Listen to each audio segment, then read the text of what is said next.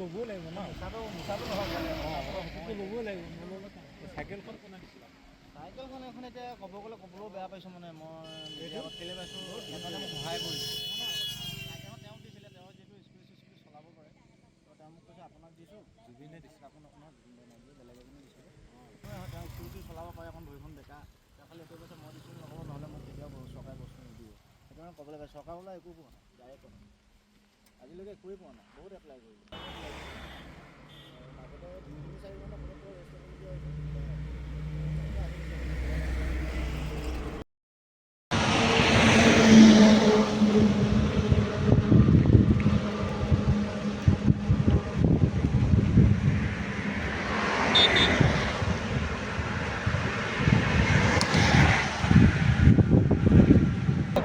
একো আনিব নালাগে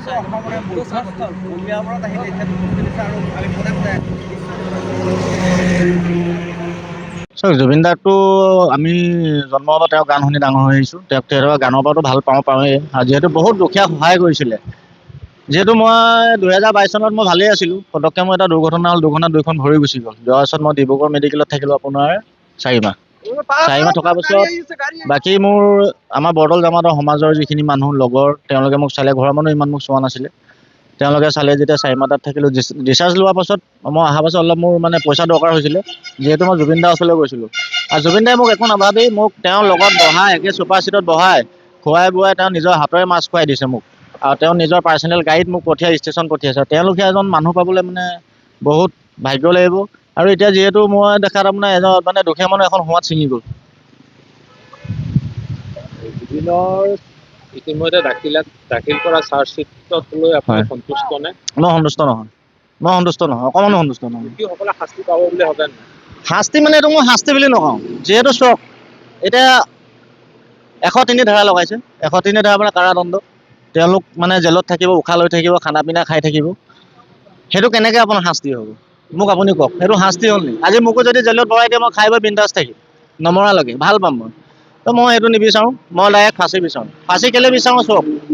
ৰাইজৰ মাজত দিয়ক ৰাস্তাৰ মাজত দিয়ক চবেই চাব সেইটো কয় ন্যায় সেইটো একচুৱেলি ন্যায় হ'ল সেইটো যিহেতু জুবিন দা আমাৰ মাজত নাই তেতিয়াতো অলৰেডি মাৰি পেলালে ন মানুহটো আৰু বহুত শাস্তি দি মাৰিলে তো সেইটো পৰ্যায়তো তেওঁলোকক আকৌ কাৰাদণ্ড দিবলৈ এইটো কেনেকুৱা ন্যায় সেইটো মই ন্যায় বুলি নাভাবোঁ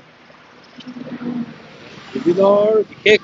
গান এটা আপোনাৰ মনত আছে নেকি? এটা নহয় তেওঁৰ গানটো বহুত মুখস্থ আছে মই গান গাওঁ